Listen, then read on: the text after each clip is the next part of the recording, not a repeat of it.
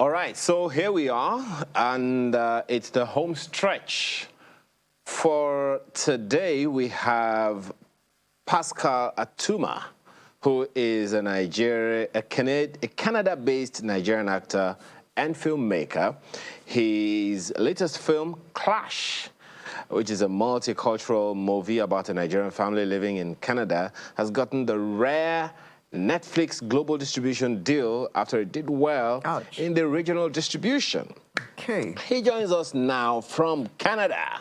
Thanks for joining us this morning, Pascal. Truly appreciate you. We're doing good. My wife sat down and she was watching Clash. I had no idea what she was watching. Maybe now. But now you'll go and watch it. I'm gonna have to go watch Clash. So, Pascal, Can I say hi to Madam? Madam, how are you? I'm very well, thank you. How are you? I'm fine, long time. Oh yes, of course. Of course, I remember.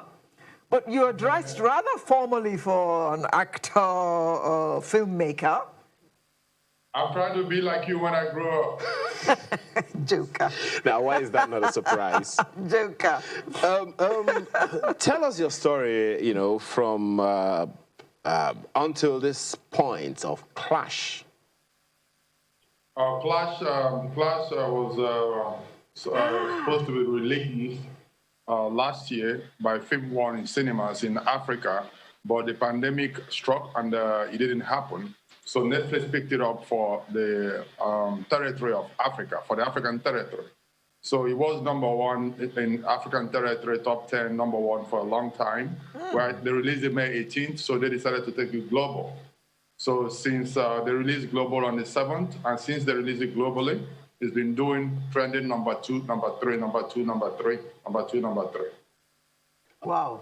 I am right now a very proud Nigerian because I'm taking some of your shine. If a Nigerian's movie is number 1, number 2, I'm a proud Nigerian.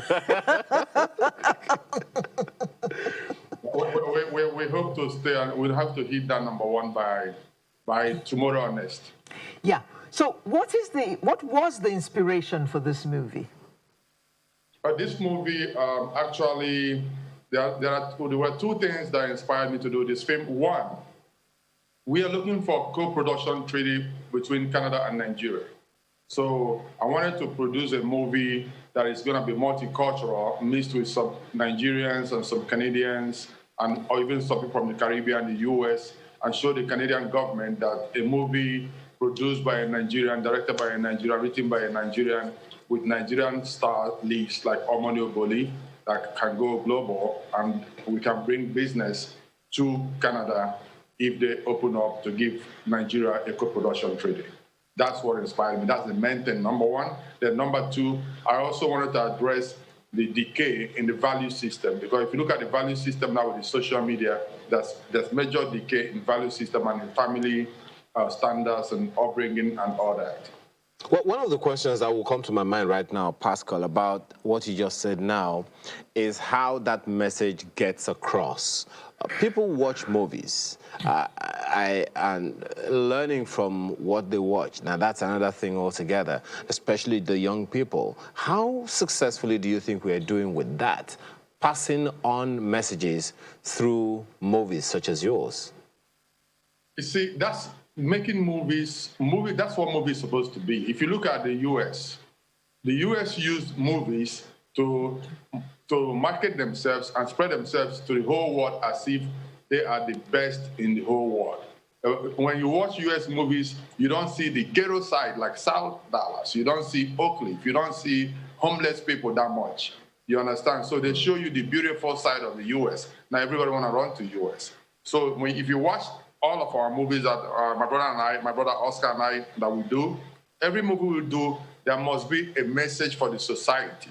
So we see movie as a vehicle to deliver those messages. Like this one, Clash.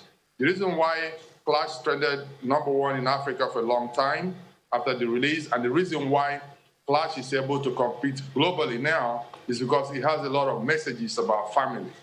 It doesn't matter if you're from Mexico, or if you're from India, you're from China, you're from my village in in Omahia, Ikwa and Omahia, doesn't matter where you're from, Yeah. there's a message, a family message embedded in the film all through. Even though it's comedy, you're going to be laughing, but you will get the message. So this is what movie is supposed to be about. Yeah, so if you look at the decay in the culture in Nigeria now, especially among the young people, most is what they saw from movies. They saw naked people in movies. They saw people instead of building their brand, they want to spend 2 million naira to buy bone straight hair. They want to spend money to do their nails instead of building the brand. So most of those are the things they get from movies. Yeah, but you know, Pascal, this is it's a cherished thing you are saying right now.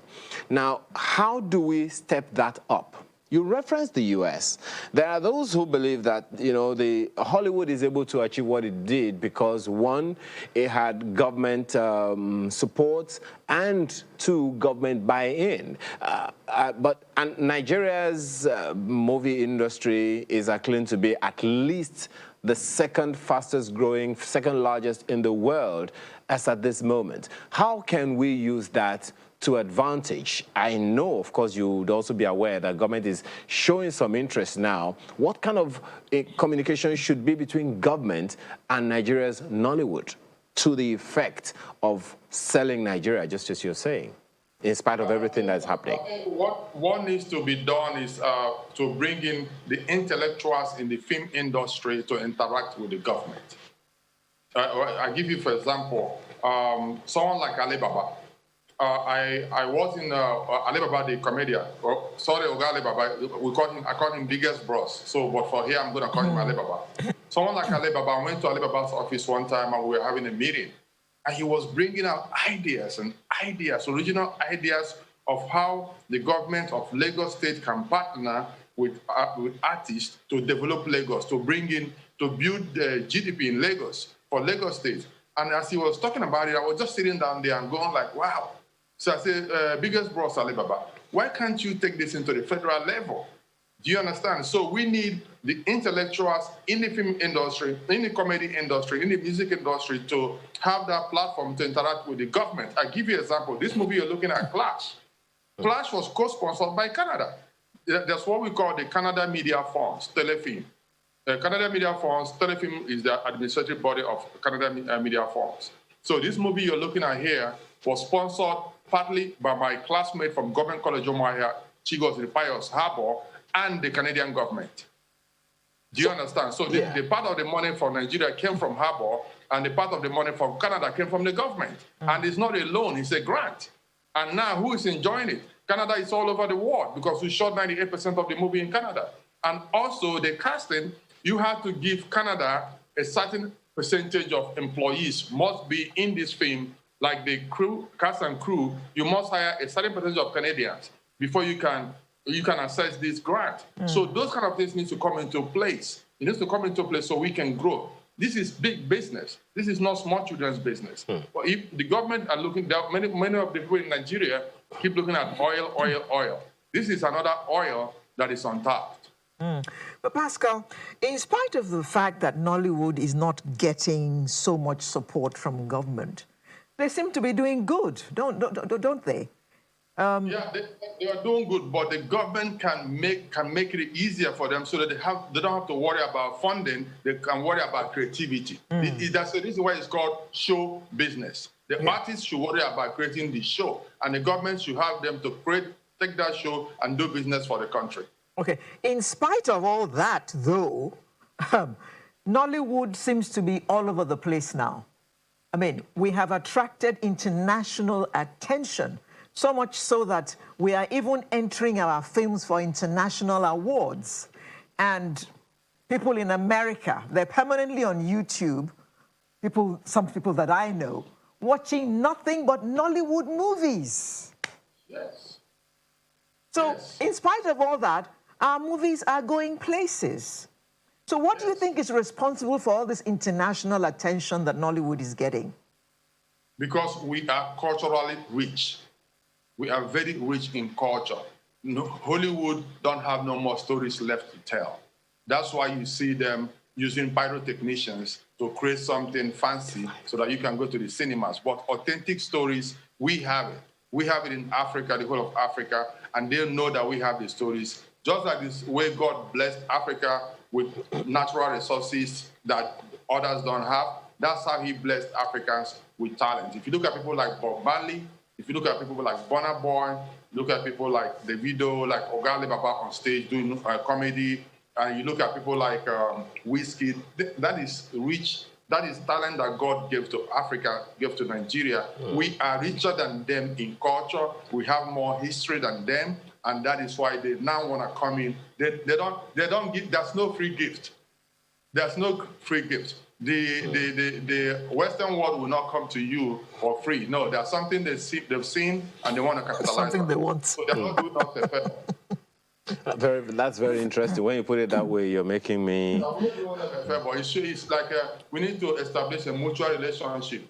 Okay. Symbiotic relationship. No, do you understand what I'm saying? Yeah, okay. Yeah, Pascal, you've referenced, those suggestions, how government should be engaged to support the entertainment industry in Nigeria. And I think government has already paid attention to that as well, in that, there's been a lot of engagement with the big bros that you talked about and the entire sector. But if you would offer counsel, what would be your counsel concerning that engagement? What should government be doing? You've talked about government, taking a significant chunk of responsibility in terms of the business side of things. What should those responsibilities be?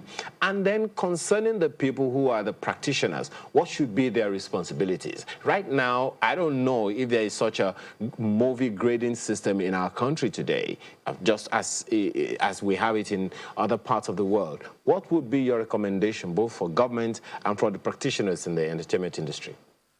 For the government, I'm going to use the Lagos State government, for example. Are you aware of what the governor just did for the creative side? Go ahead. Tell us. Yeah. What the governor just did for the creative side, putting up funding and putting up a committee together to look into that funding and see how to spread that funding, that's number one. Number two, policies. There's a lot of government policies that they can put in place that will help the creative industry. Then on the creative side, the creative people should go and get trained. People should not wake up every morning and say, I'm a director, I'm a producer, I'm a makeup artist, I'm a gaffer, I'm this, I'm that in the industry. Get trained, because if you don't get trained, even if the government step in, you cannot produce the materials that can compete in the world. But beautiful thing now is that the old Nollywood, we give thanks to them for establishing the industry. The new Nollywood, which is being run by people like Film One, Silverbird, Blue Pictures, and the rest of them, right? The new Nollywood, they know what they're doing and they are ready. They are ready for the government, and if they can match and find a meeting point, bring in intellectuals. There we have artists, then we have artists that are intellectually sound and deep. Do you understand? We need those to sit with those government parastatals that can understand how big this business is and then get it together. So everybody has to play their own part. Okay. Thank you, Pascal. We wish you all the best. Even though we didn't get a chance to asking you what it was like being a Nigerian in Canada, we wish you all the best, and we look forward to your next movie. And make sure you intimate us once you put it in the market. Okay, please. And for Nigerians watching Channels TV abroad, please, you guys go and watch Clash. And when you finish watching Clash on Netflix, click the like button.